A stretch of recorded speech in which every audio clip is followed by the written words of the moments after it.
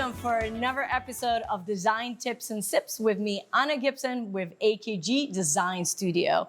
This is the show that brings you design tips and sips, and we talk about anything related to home interiors, health, wellness, and anything that makes your life fabulous. So today we are sipping on Sky, the Gibson cocktail, which is gin and vermouth, and it is refreshing and delicious.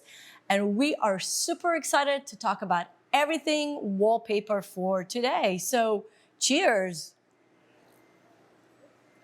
All right, so let's talk wallpaper. I know, it's not your grandmother's wallpaper anymore, but let's start with a little bit of history. So wallpaper actually started in China. It was a beautiful way to decorate the palaces and the walls that were built out of wood. And later, as the world started to travel in the 18th and 19th centuries, it actually made itself to Europe and really became a status symbol. It was just as it is today. It was a great way to decorate and bring really different look for whatever room you're using. In the 20th century, it actually became even more prevalent as printing became more mass-produced, and instead of just having it artists sit and paint on paper and glue it on the wall, now we had printers that can mass-produce wallpaper in all the colors, designs, and shapes, and it became really, really, really popular. So now it is everywhere. But again, the wallpaper today is not a wallpaper for your grandparents. I know. Everybody kind of triggered by the 70s and your grandparents and the 60s, the very flowery wallpaper. But today it is a different ballgame. So why choose wallpaper today? It is making a big impact in a small or a large space. It's a versatile way. Yes, paint is wonderful, but paint is really almost one-dimensional, right? You put the color and that's it. You can play with the color, maybe do some ombre, some different ways to layer the paint, but it is missing the depth and the versatility of a wallpaper. And today, because really anything can be wallpaper, and wallpaper can be in any location, whether it's a wet location like a bathroom or in your family room on the ceiling, it really makes it into amazing tool for design. And we'll talk about the different ways to apply wallpaper, can even be temporary. All right, so now let's talk about the type of wallpaper. So the most traditional is the pre-pasted wallpaper. This is the wallpaper that already has the paste in the back, and you just need to add water to it and then do the installation.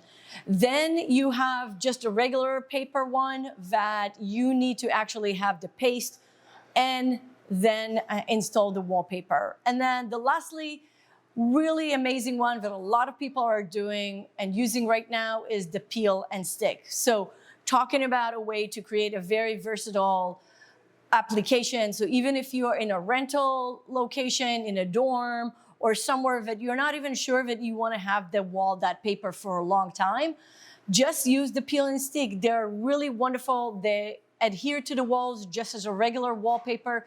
They're very easy to install. But in a year or two, when you want to remove it, you don't have to go through the very rigorous wallpaper remove process like you do with the ones that are pasted to the wall. So now, talking about that, wallpaper is also come with different materials. For the wallpaper, you actually also have different materials of wallpaper that really gonna make difference between how it looks, how it feels, and how it acts. So the most popular one is going to be paper. It's going to be the most eco-friendly. It's going to feel like a paper. So most likely it's going to be matte, soft to the touch, and also the colors might be a little bit muted on that because again, it's just printed on a paper. I would probably not use that in wet location like bathrooms or kitchens, but really anywhere else around the house that might not be a high use of traffic, that will be a really great selection to install that. Next, the workhorse of the wallpaper is vinyl. Yes, so it is plastic. It doesn't feel like plastic, but it has a lot more variety as far as uses.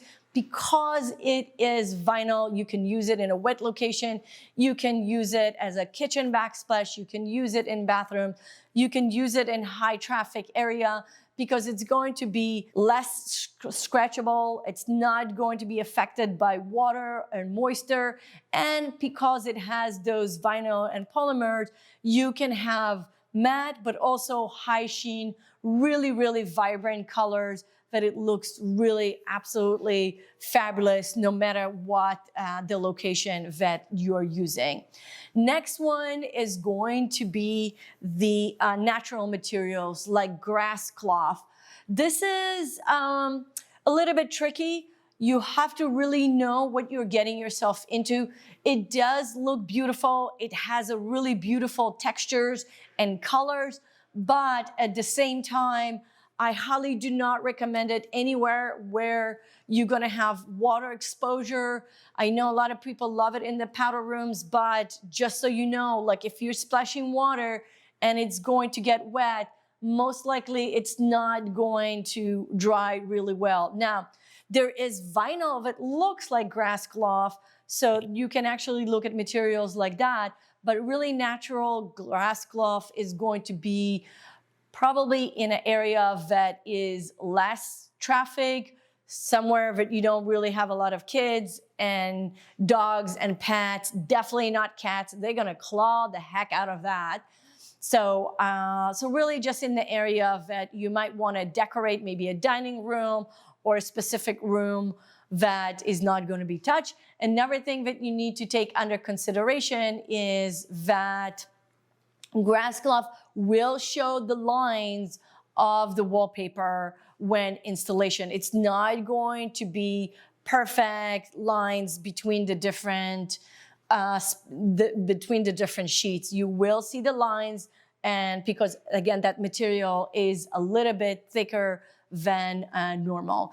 There's also one more material that called non-woven, which is kind of a fabric, so it's a little bit softer look than the vinyl, but it is a little bit stronger than your paper. And again, this is a very versatile paper, and some people really like that look and feel a little bit more because the vinyl sometimes can feel a little bit textured.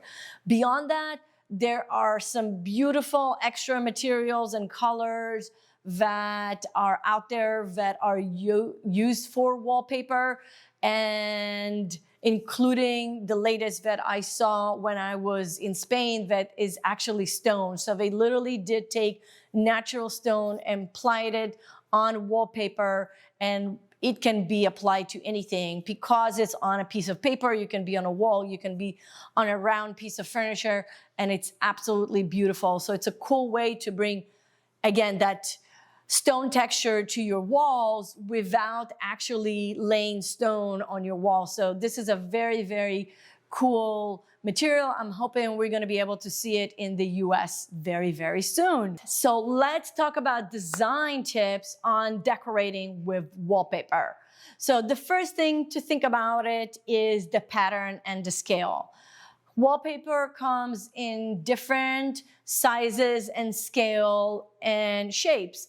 So it's really important that before you actually commit to the wallpaper, get a sample from whoever you're getting it, or make sure you see the pieces in person, because a lot of times, even though the fabricator and the online store try to give you the scale, it's really, really hard to understand. So this is my number one tip. Get the samples to see the actual colors, to make sure that they match what you are trying to do, and also understanding the scale. So you have big, bold scale that can be lines, that can be flowers, that can be abstract, and it really, what you're selecting is really depends on the vibe that you are trying to bring to your room. On top of it, then you have the small scale. So you'll have flowers, geometric lines, little dots, little flowers, cocktail glasses. So really, whatever is you're feeling like doing, you're gonna have the wallpaper for it. So recently we installed really fun wallpaper at the Eldon Street tea shop, and it's all about tea. So it's really fun. It has the copper, which is one of their colors, and there's different teacups all over it. So whatever is the theme that you're going with in the room, you can find the wallpaper for that.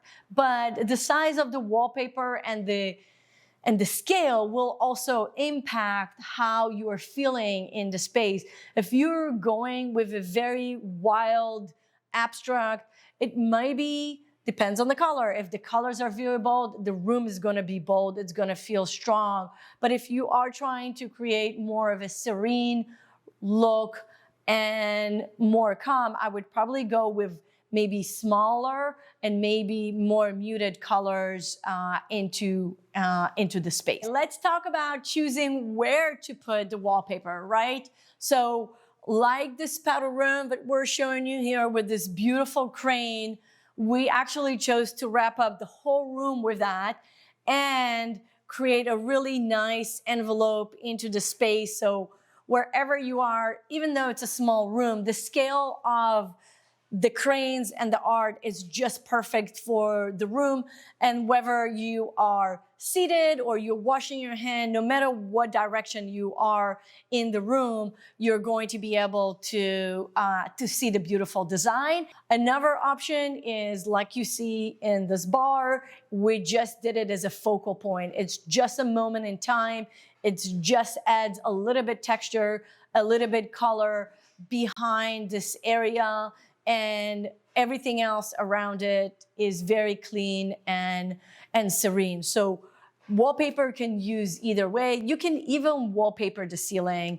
I have yet to do that, but it is a really fun way, probably maybe in bedrooms, to do a darker color on the wall and maybe a fun wallpaper. So when you're lying and looking up, you don't really have that empty ceiling, and it just gives a little bit more dimension, especially if you have a really, really large bedroom with a really high ceiling.